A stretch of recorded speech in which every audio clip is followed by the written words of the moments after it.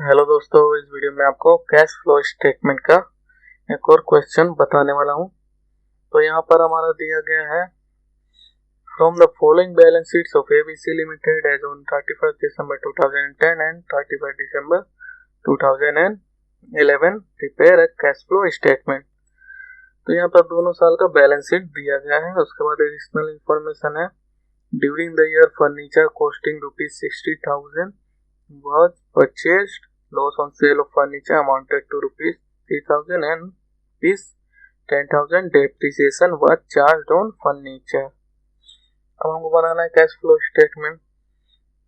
तो सबसे पहले हमारा आएगा ए वाला। ए में है कैश फ्लो फ्रॉम ऑपरेटिंग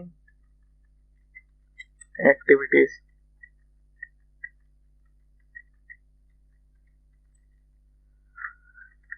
तो यहाँ पे हमको पता करना पड़ेगा नेट प्रॉफिट बिफोर टैक्स।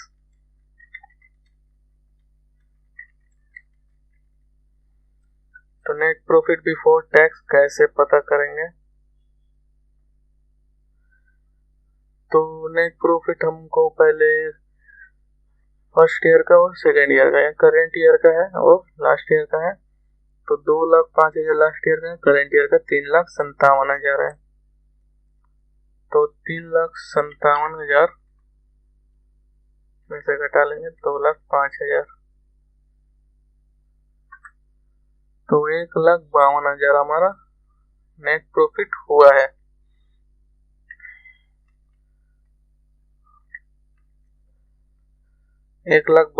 इसमें ऐड करेंगे हम लोग करेंट ईयर का प्रोपोज डिविडेंड का अमाउंट और प्रोविजन फॉर टैक्स का अमाउंट, जो 20,000 प्लस 50,000। तो 20,000 प्लस 50,000 तो 1,52,000 plus 70,000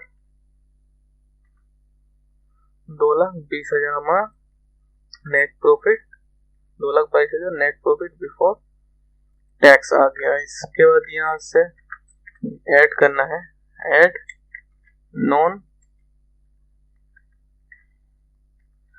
non cash and non operating expenses. तो non cash and non operating expenses में यानी जो नॉन कैश है, जो कैश का कोई लेन देन नहीं हुआ है, वो सारा एक्सपेंस और नॉन ऑपरेटिंग यानी कैपिटल एक्सपेंडिचर। तो यहाँ पे नॉन कैश हमारा क्या क्या है? तो नॉन कैश है हमारा during the year furniture costing 60,000 was purchased. Loss on sale of furniture amounted to ₹3,000। ये नॉन कैश है। Loss on sale of furniture, तो loss on sale of furniture कितना है? 3,000 रुपए। इसके बाद डेप्रिसिएशन है, ये भी नॉन कैश है। डेप्रिसिएशन ऑन फर्नीचर 10,000 रुपए। फिर कोई एसेट अगर राइट ऑफ होगा वो भी आ जाएगा। यहाँ पे पेटेंट है 1,00,000 रुपए, लास्ट ईयर का है, इस ईयर का है 95,000। तो 5,000 रुपए से घटा है patent return of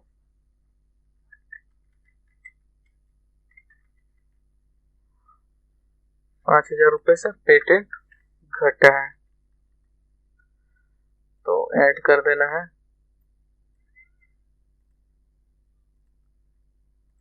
2,22,000 plus 3,000 plus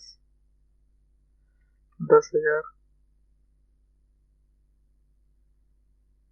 plus 5,000, 2,40,000। ये आ गया हमारा operating profit before change in working capital. अब आएगा लेस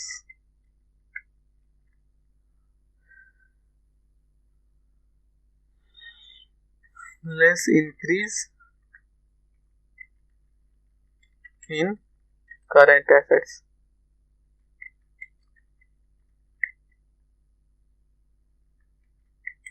एंड डिक्रीज इन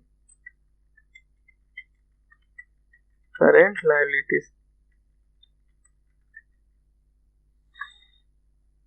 तो इंक्रीज इन करंट एसेट्स में हमारा डेटर्स है और स्टॉक है, और करंट लायबिलिटीज में क्रेडिटर्स है।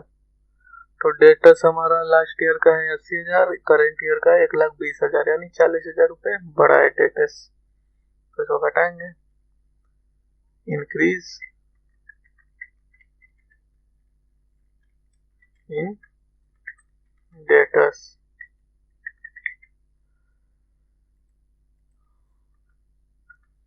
₹40,000। फिर इसके बाद स्टॉक 1,50,000 रुपये लास्ट ईयर में है और करंट ईयर में 1,30,000, यानी 20,000 रुपये से घटा है। इसका मतलब सेल हुआ है। सेल होगा तो कैसा आएगा, तो उसको ऐड करना पड़ेगा।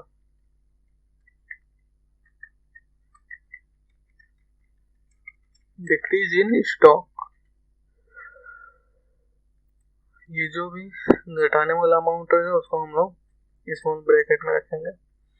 स्टॉक में डिक्रीज कितना हुआ है, तो 1,50,000 लास्ट ईयर का है, करंट ईयर का 1,30,000 हो गया, यानी 20,000 का डिक्रीज हुआ है, 20,000। इसके बाद क्रेडिटर्स 50,000 था लास्ट ईयर, करंट ईयर में 45,000, यानी 5,000 रुपये पेमेंट कर दिया गया है। तो डिक्रीज इन क्रेडिटर्स में डिक्रीज हुआ है 5,000 का, तो स्मॉल ब्रैकेट में 5,000 सब घटा लेंगे।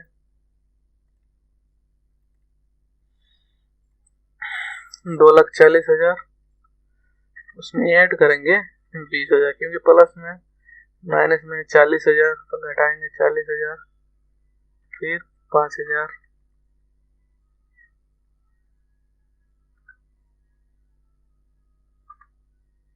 ₹2,15,000।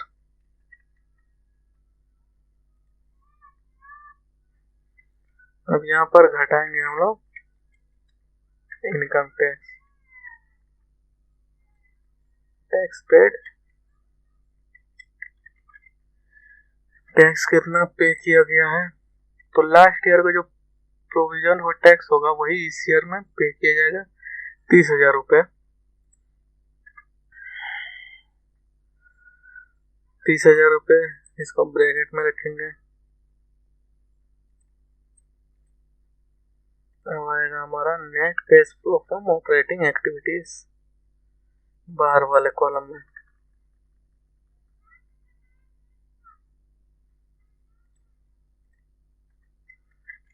Net cash flow from operating activities, 2,15,000 में से 30,000 घटा लेना है, 1,85,000। अभी ये हमारा ए वाला अमाउंट आ गया।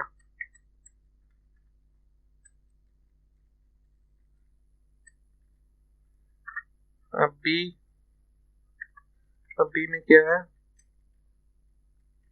Cash flow from investing activities, यानी इन्वेस्टमेंट हुआ है तो कैश फ्लो कितना हुआ है, कहाँ कहाँ इन्वेस्ट किया गया है। तो यहाँ पे इन्वेस्टमेंट देख लेंगे सबसे पहले। तो इन्वेस्टमेंट लास्ट ईयर में कुछ भी नहीं है, करंट ईयर में 1,00,000 रुपये, यानी 1,00,000 रुपये इन्वेस्ट किया गया है। तो इन्वेस्टमेंट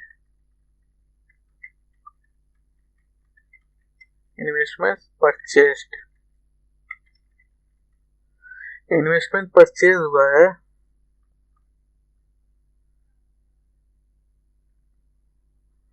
कैश घटेगा, तो इसीलिए स्मॉल ब्रैकेट में 1,00,000 रुपए। इसके बाद यहाँ पे लॉस ऑन सेल दिया गया, इसका मतलब फर्नीचर सेल हुआ है। फिर यहाँ पे फर्नीचर परचेज भी हुआ है। फर्नीचर कॉस्टिंग 60,000, तो इसका भी एंट्री होगा।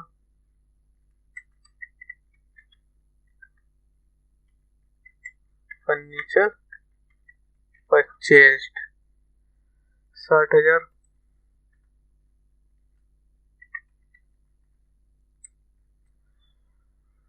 अब हमको सेलिंग अमाउंट पता करना पड़ेगा फर्नीचर का। तो ओपनिंग है 5,00,000 और क्लोजिंग है 5,00,000। फर्नीचर अकाउंट बनाना है। टू बैलेंस BD 5,00,000 रुपए। उसके बाद आएगा डेप्रिसिएशन बाई डेप्रिसिएशन 10,000 डेप्रिसिएशन का अमाउंट है। डेप्रिसिएशन का अमाउंट है 10,000, लॉस ऑन सेल है 3,000 रुपए। फिर उसके बाद आएगा बाई कैश, ये हमारा बैलेंसिंग फिगर यहाँ पे आएगा। फिर by profit and loss account, loss on cell 3,000। फिर आएगा by balance CD, closing balance furniture account का 5,00,000 रुपए। फिर फर्नीचर परचेज भी हुआ है टू कैश अकाउंट 60,000 का फर्नीचर परचेज हुआ था। हम लोग अब हमारा पता चल जाए कितना का सेल हुआ है। तो 5,60,000, 5,60,000। तो 5,60,000 में से घटाएंगे 5,00,000, फिर घटाएंगे 13,000, 47,000 का सेल हुआ है।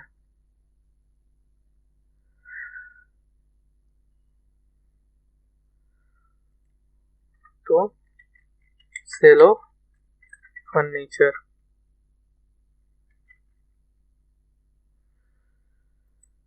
47,000 सेल हुआ है, तो प्लस में रहेगा।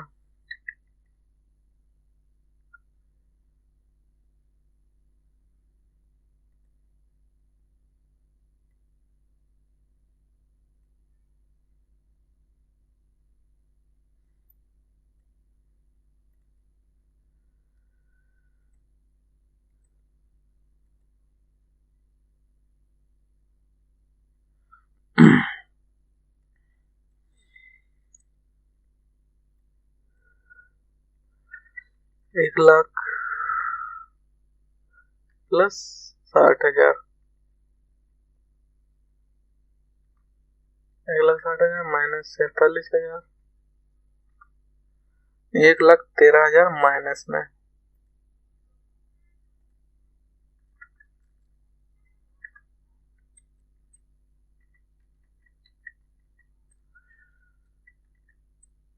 ये आ गया हमारा बी वाला।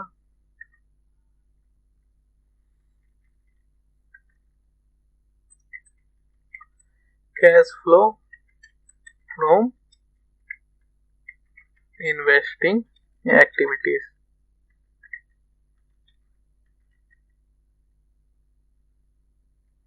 B.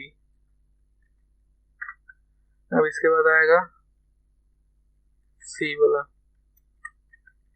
Cash flow from financing activities.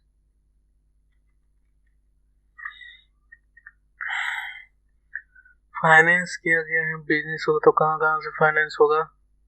तो इक्विटी शेयर कैपिटल का हम लोग देखेंगे 6,00,000 रुपए ओपनिंग है, क्लोजिंग 7,50,000, यानी 1,50,000 रुपए इन्वेस्ट किया गया है। तो issue of equity share capital. Equity share capital बढ़ेगा, इसका मतलब इशू हुआ है, तो इसलिए issue of equity share capital 1,50,000 cash आया है, इसीलिए प्लस में रहेगा अमाउंट। उसके बाद क्या आएगा, तो बैंक लोन यहाँ पर है 1,00,000 का है, ओपनिंग और क्लोजिंग 50,000, यानी 50,000 पे किया गया है। तो बैंक लोन रीपेड लिखेंगे और माइनस में कैश गया है, तो माइनस में 50,000। फिर बैंक लोन का हो गया। अब इसके बाद प्रोपोज डिविडेंड। प्रोपोज डिविडेंड पिछले साल प्रोपोज था, तो इस साल तो पे किया जाएगा, 50,000 रुपये डिविडेंड पे किया जाएगा। क्या जाएगा हमारा, तो लिखेंगे डिविडेंड पेड 50,000।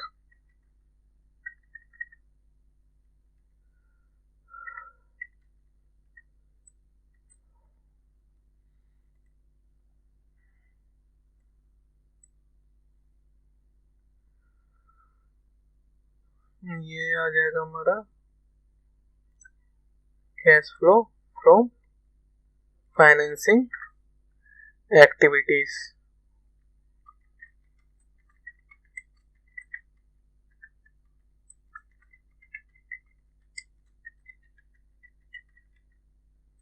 सी वाला।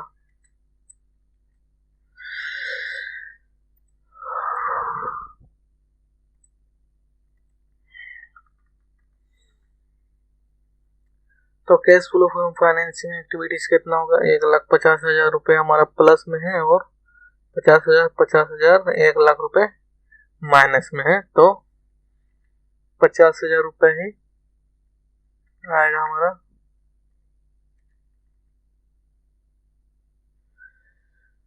फिर यहाँ पर 50,000 रुपये आएगा, तो हमको अब ABC तीनों आ गया है, तो हम ऐड कर लेंगे। ये होगा net increase in cash and cash equivalent, यानी कैश या कैश का जैसे जो भी है उसमें कितना इंक्रीज हुआ है। ब्रैकेट में लिखेंगे A प्लस B प्लस फिर C, तो A B और C को ऐड करना है। तो A हमारा आया है 1,85,000, B आया है माइनस में 1,13,000 और C आया है प्लस में 50,000। तो 1,85,000 फिर माइनस 1,13,000 प्लस है 50,000, तो 1,22,000 हमारा increase in cash and cash equivalent आ गया। इसके बाद ऐड कर देंगे जो ओल्ड बैलेंस है बैंक का या कैश का, तो add cash and cash equivalent at the beginning of the year. तो बैंक का ओपनिंग बैलेंस कितना है, 2,05,000 रुपए ओपनिंग बैलेंस है, फिर 3,27,000 क्लोजिंग बैलेंस है। तो यहाँ पे हम लोग ऐड करेंगे तो हमारा क्लोजिंग बैलेंस आएगा 3,27,000 रुपए। अगर 3,27,000 रुपए आता है तो हमारा कैश फ्लो स्टेटमेंट सही बना है, अगर नहीं आएगा तो कुछ गड़बड़ है। 2,05,000 रुपए ऐड करना है, 2,05,000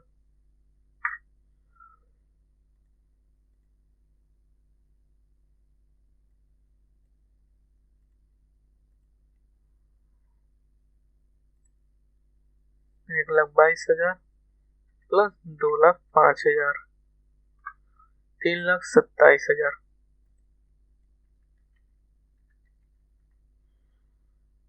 same to same closing balance जितना है वही आ गया 3,27,000।